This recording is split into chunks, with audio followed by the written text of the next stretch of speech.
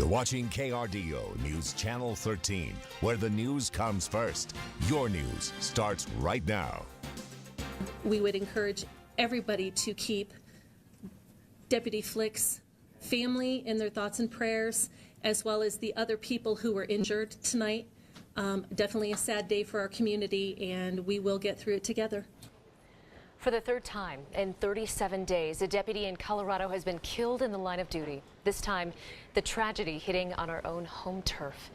Good evening, I'm Heather Skold. And I'm Bart Bedsole. Thanks for making us your choice for local news at 10 o'clock. We have team coverage tonight on the shooting this afternoon that claimed the life of an El Paso County deputy, the latest deputy killed in a senseless act of violence. We begin with a closer look at what we know about the deadly confrontation today. It happened inside the Murray Hills apartments near Galley and Murray in southeast Colorado Springs. I heard the shot, then I come on out here. Video broadcasted live on Facebook by a neighbor at the apartment complex. We try and bring him back to life. Shows a frantic scene. Paramedics desperately trying to save 3 people on the ground with critical injuries. Much of the video too graphic to share. The officers and deputies were part of an auto theft task force, a group made up of multiple agencies that specializes in stolen vehicles. And when they confronted their suspect today, disaster. They were investigating a motor vehicle theft.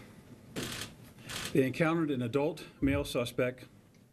A struggle ensued, and shots were fired. When it was over, the suspect was dead at the scene.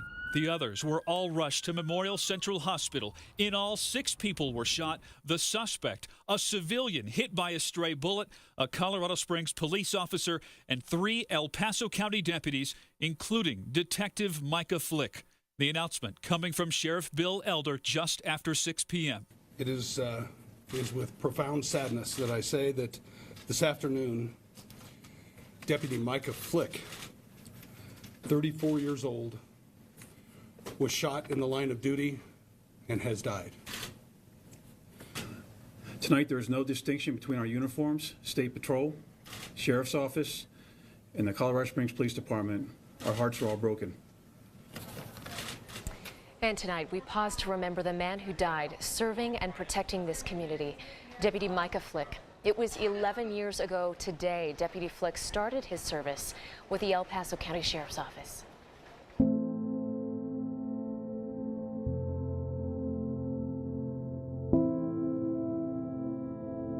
11 years serving. 11 years making our community a safer place. This day started like any other, ending like no one imagined. Good evening, everybody. It is with profound sadness that I say that this afternoon, Deputy Micah Flick, 34 years old, was shot in the line of duty and has died. Micah Flick, 34 years old. The detective worked his way through the ranks, starting at the Criminal Justice Center and Patrol. Very, very well liked, very, very well respected. Deputy Flick was an outstanding member of my agency, and he will be missed. Deputy Flick is survived by his wife and twins, 7 years old. A grief never as deep as this. And it was in 2016 we did an interview with Detective Flick. He talked to us about a rash of car break-ins and how to protect yourself. Each criminal, some may go and break windows. Some actually look for the crime of opportunity where the door is unlocked. They see something in plain view where they try to take items out. And we have learned tonight that Deputy Flick was a 2002 graduate of Colorado Springs Christian Schools. As you saw earlier, it was a chaotic scene at Galley and Murray in the minutes after the shooting at the Murray Hill Apartments. News Channel 13's Colleen Sikora has been on the scene all day. She is live once again tonight. Colleen? Bart and Heather, crime tape is still up here on scene as law enforcement continue their investigation into what happened here. This is the most quiet that we've seen this scene all day, but earlier, chaos.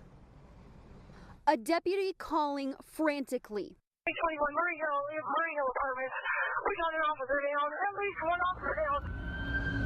Law enforcement rushing to the scene. We need multiple ambulances. Mary Flo Horan heard it all. A little close for comfort. She lives in the Murray Hill Apartments and was putting on her shoes to leave when shots rang out. It was less than a minute, probably like only 30 seconds. I heard like a pop, and then there was a slight pause, and then I heard like a pop, pop, pop, and then there was another pause, and I heard probably 1 or 2 more gunshots, and then it was over. When she got outside, she ran into a man who she believes was the suspect. I saw the guy come around the corner. He was limping really badly and holding in his hip, and he went inside my building. All we have right now, suspect is in number 105. I don't have any further at this point. Horan says she's seen him before and he lives at the complex. But it's this scene leaving Deputy Micah Flick dead, 2 deputies and 1 CSPD officer injured. If I had not taken those 2 minutes to put on a different pair of socks and put on different shoes, I would have been outside when it happened. And this witness reeling. Now, one lane of Murray just opened a little over an hour ago. As you can see, both CSPD and El Paso County Sheriff's Office still have mobile command centers on scene. Officers here say that they expect to be on scene for hours and into tomorrow morning. Live in Colorado Springs, Colleen Sikora, KRDO News Channel 13. And maybe beyond that, Colleen, thanks. In addition to the suspect, the police officer, and the 3 county deputies shot, we told you about the civilian who was caught in the crossfire. And tonight we have learned his name is Thomas Villanueva. We spoke with his roommates who said Villanueva was on his way back from a restaurant when he was shot through the chest. The shootout happened in the parking lot right in front of his apartment.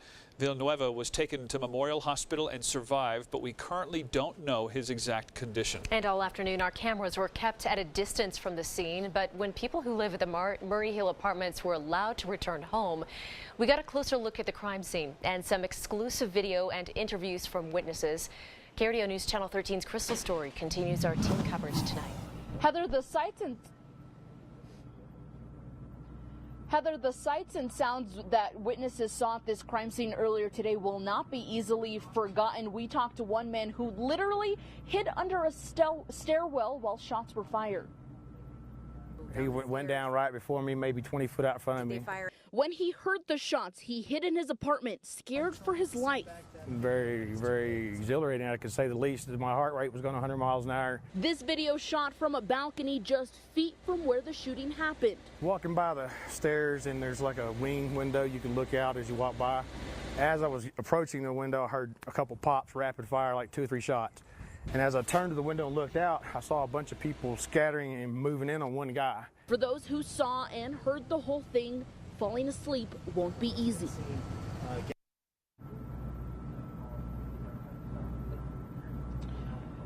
Now the man who led us on his balcony actually came home just after 4:30 to find his entire apartment complex closed off.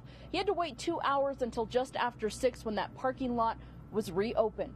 In Colorado Springs, Crystal Story, KRDO News Channel 13. Crystal, thanks. Just after the incident, the injured deputies and injured officer were taken to Memorial Central Hospital in Colorado Springs. That is also where a procession began to transport the remains of Deputy Flick to the coroner's office. KRDO News Channel 13's Casey Kirshner has been there all night. She joins us with the latest. Casey. The last we heard, the Colorado Springs officer who was injured was in surgery here at the hospital but was in stable condition. We also reached out to the El Paso County Sheriff's Office and the hospital here to try to get the conditions of the other deputies that were injured, but we haven't heard back yet tonight. But I will say the community is already rallying behind the law enforcement in our area. Following the shooting, first responders jumped into action, bringing the injured here to Memorial Central. The emergency area was closed at the hospital for a time, but after a while, the frantic moments turning into somber faces. The officers and deputies here learning that one of their own had passed and others were hurt. We would encourage everybody to keep Deputy Flick's family in their thoughts and prayers, as well as the other people who were injured tonight. To honor the fallen deputy, a procession from the hospital to the coroner's office. This is one way that we honor our own. and we would encourage you to participate as we honor the life of this fallen deputy. Hundreds lining the streets, all to remember a hero taken too soon. A very, very sharp, put together guy, very, very well liked, very, very well respected. It is a loss for our agency. It is a loss for our community. With the community rallying around our law enforcement, showing their support in this tragic time. This is our way of giving back to them and saying thank you for not only your service, but for paying the ultimate sacrifice. We were also told tonight that the funeral plans have started for Deputy Flick, and of course we'll pass those along to you just as soon as we get them. Live in Colorado Springs, Casey Kirshner, KRDO News Channel 13. Casey, thank you. And people at the tail end of that procession also came out in force to honor the fallen deputy, waiting in the cold and windy night, all to say thank you to a man who gave the ultimate sacrifice. KRDO News Channel 13's Chase Golightly was there and spoke to those paying their respects. The flag was set to half staff outside the El Paso County Corrections Center. Sheriff's deputies, police officers, and dozens of those in the community came together to say goodbye to Deputy Micah Flick. I think it's just a sad loss for the community. It's just a sad loss for the community. Law enforcement leaning on each other, embracing in the face of grief. People bringing flags to show support. Dozens waited for the long motorcade to bring the fallen deputy. After driving from the hospital where Flick was pronounced dead, people stood in silence, watching as the cars and motorcycles drove by. Then when the hearse carrying Flick arrived, tears were shed and a final salute was given. Those who attended the procession say their thoughts and prayers are with family, friends of Deputy Flick. Others saying it's comforting to see the community come together to support our law enforcement during a deadly year. Everybody hates everything all the time lately, and it's good to show this much love. You know, you don't see a whole lot of it. Many praying that the other deputies injured in the shooting will be okay. Thankfully, this is not a common occurrence in southern Colorado, but Colorado Springs is no stranger to tragedy in the line of duty. Most recently, on November 27th of 2015, UCCS campus police officer Garrett Swayze was shot and killed as he responded to the Planned Parenthood shooting. The legal status of the shooter, Robert Deere, remains in limbo as he undergoes mental treatment before he can stand trial. Before that, you have to go back to 2006. That's when CSPD officer Jared Jensen was killed while attempting to arrest a parolee wanted for attempted murder. The suspect was eventually captured and convicted in 2008. And viewers may also remember the case of Officer Ken Jordan. Jordan was shot and killed after pulling over a suspected drunk driver back in December of 2005. The suspect was shot and taken into custody and is now serving a life sentence. And of course, this all comes on the heels of two deadly shootings involving deputies in the Denver metro area. It was the morning of New Year's Eve when a group of deputies was ambushed at the Copper Creek Apartments in Douglas County. Deputy Zachary Parrish was gunned down when a suspect opened fire during a standoff. 3 other deputies and a Castle Rock police officer were wounded in that confrontation. Then just 3 weeks later, Adams County Deputy Heath Gum was shot in the chest by a suspect while responding to reports of a street fight. Gum was killed despite wearing a bulletproof vest and was laid to rest this past Friday. We will continue to bring you updates and alerts as soon as they happen. Just be sure and download our KRDO News app. You can find it in your app store. We'll also have complete coverage tomorrow on Good Morning Colorado from 4:30 a.m. to 7 o'clock. We want to go ahead and take a short break. First up, though, a peek at some big weather changes that are coming overnight. Stacey. That's right. A cold front has pushed through, dropping our temperatures, and it's created an area of some light snow across southern Colorado, mainly I-25 and Highway 50. I'll explain how long the snow sticks around and how much we could end up with. All coming up in just a few minutes. And we're also tracking that big news on Wall Street. The market suffering through a huge correction today. The results, the largest one-day loss in stock history. But first, the verdict is in. The results looking somewhat familiar. We'll tell you what happened today in the corruption trial of former El Paso County Sheriff Terry Makita. Today, a judge declared another mistrial for former El Paso County Sheriff Terry Makita. KRDO News Channel 13's Dana Clements has been in the courtroom since the beginning of the retrial and has more on today's mixed verdict. The jury found Terry Makita not guilty on the official misconduct charges, and once again, it was hung on the extortion and conspiracy to commit extortion counts. Those were the charges the jury could not come to an agreement on last summer. We, the jury, find the defendant Terry Makita not guilty of first-degree criminal misconduct. Acquitted on 2 misdemeanor counts, hung on 2 felonies. The 7-woman, 5-man jury came to the decision after nearly 13 hours of deliberation. A very similar outcome to the ex-sheriff's first trial. It shows, though, that these are complex charges, that these are tough charges, and certainly these were not frivolous charges, as 2 juries deliberated for over 21 hours on these charges. Prosecutor Mark Hurlburt expressed his disappointment after the verdict. Although we are disappointed in the not guilty verdicts, absolutely respect this jury 100%. They obviously took their time and were very serious about these charges, and we appreciate all their time and all their hard work on this. It was a very different reaction from Makita and his team, huddling and smiling in the courtroom, then walking out to say, "We are very pleased with the outcome." This is a huge blow to prosecution because it's the second time a jury has acquitted the former sheriff on some charges and hung on the others. Last summer, a jury acquitted Makita of witness tampering, conspiracy to commit witness tampering, and official misconduct.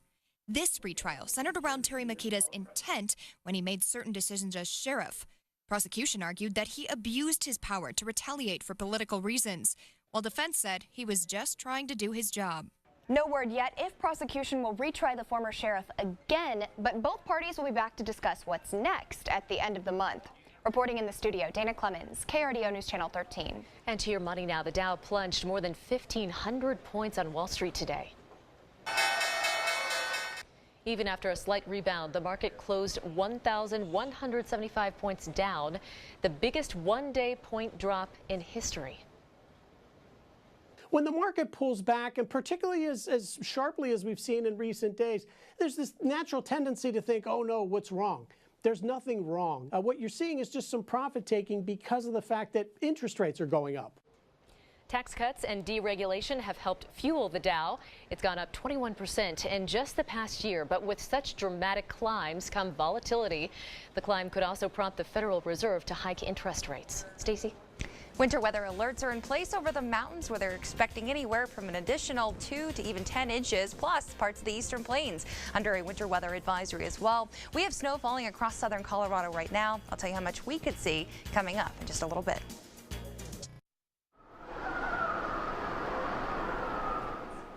Welcome back. We have a weather alert day for some snow that's falling across southern Colorado right now, expected to provide a few slick spots for the morning commute tomorrow. Here's our Pueblo Chieftain camera, and you can see some of that snow falling. It's been ongoing now for about an hour and a half. There's also snow coming down in Fountain. This is our Ceramic Landscape Materials Neighborhood Weather Network camera. So some snow you can see on live HD Doppler radar, mainly along I-25 and Highway 50, really south of Highway 50. We're not expected to see a lot of that snow. It's going to continue to be basically in these bands and continue throughout the overnight hours, perhaps even lingering into the early morning hours tomorrow. Notice that we're not finding a lot of snow right now around Colorado Springs. That's really around the area. Pueblo has had some ongoing snow along with Canyon City, but here's a view right now in Colorado Springs. Our overhead door camera showing some of those low clouds that continue to build down behind that cold front that's moved through, and it is lowering our visibility. 2 miles in Colorado Springs, 1 mile visibility now in Pueblo, and 1.7 in Canyon City. So reduced visibility due to some of that light snow, which is expected to continue as we head throughout the overnight hours. I will pause this for your morning commute. Notice there's not a lot of snow showing up here on Skycast, but that's not to say that we still couldn't see a few slick spots. So do use caution tomorrow, and mainly that snow is going to be ending from north to south on Tuesday. As far as what we're expecting for amounts, I think many places are going to end up with anywhere from a trace to 2 inches, maybe some spots like Teller County and El Paso County seeing closer to 3 inches by the time it's all said and done, about a trace to an inch across the eastern plains and over near Walsenburg as well. Notice south of Highway 50, not as much. Temperatures tonight going down into the 20s and the teens, and those highs tomorrow staying chilly in the 30s and the 40s. Here's a look at our Woodland Park. We have 40% chance for that snow tomorrow. Again, we have that weather alert in place looking ahead to next weekend, another chance for some snow moving in, but the second half of the work week going to be rather mild and quiet, and it's really not until the weekend that we have those snow chances return for Canyon City. So again, weather alert tomorrow, highs in the 30s, then we get back into the 50s, a quiet end to the work week, cooling off again for the weekend. In Pueblo, again, some snow early on tomorrow. That will be ending. We'll be left with the cold temperatures. Then we warm up.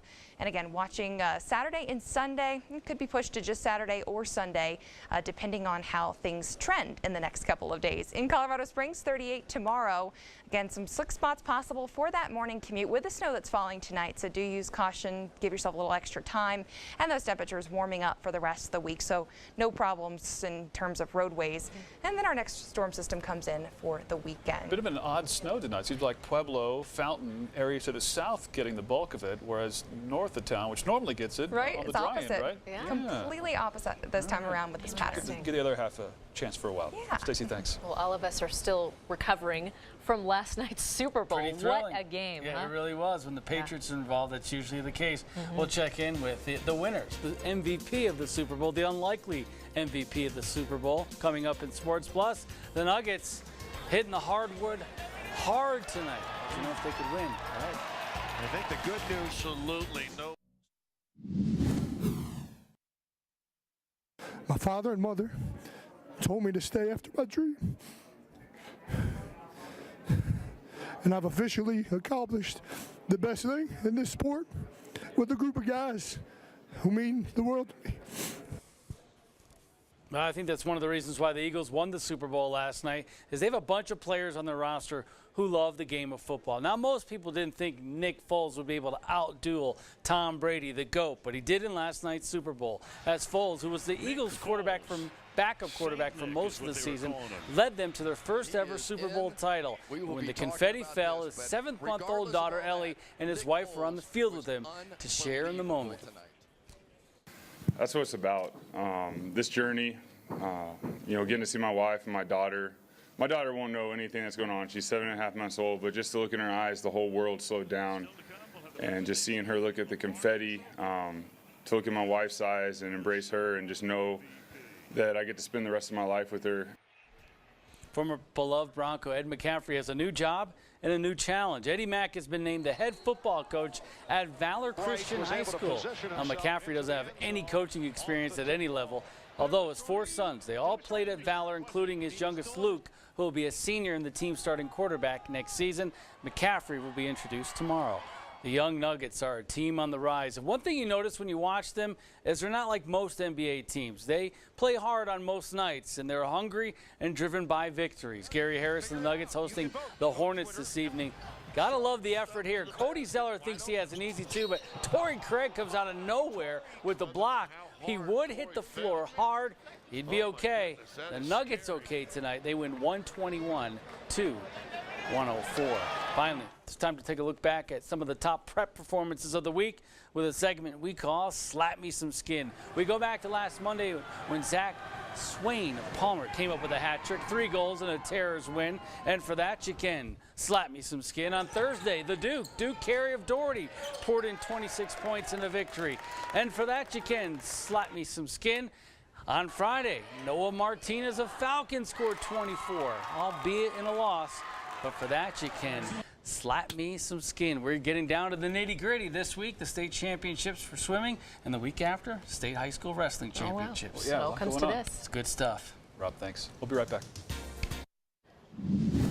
And we continue following breaking news of an El Paso County deputy killed in the line of duty. As soon as the news broke, law enforcement agencies all across the state took to social media with tributes. Springs Police and the El Paso County Sheriff's Office are still reeling with the recent deputy deaths in Adams and Douglas counties. The departments wrote on Twitter and Facebook asking for your support and thoughts after Deputy Micah Flick's death. We would also like to extend our own sympathies to the family of Deputy Michael Flick and also the entire El Paso County Sheriff's Office family. You can see more tributes on our website, KRDO.com. That is it for tonight, but our news continues in the morning with Abby, John, and Shannon. That starts at 4:30 in the morning. They will continue our tribute to El Paso County Deputy Micah Flick, killed today in the line of duty. He is survived by his wife and 7-year-old twins. Today was his 11th anniversary with the El Paso County Sheriff's Office.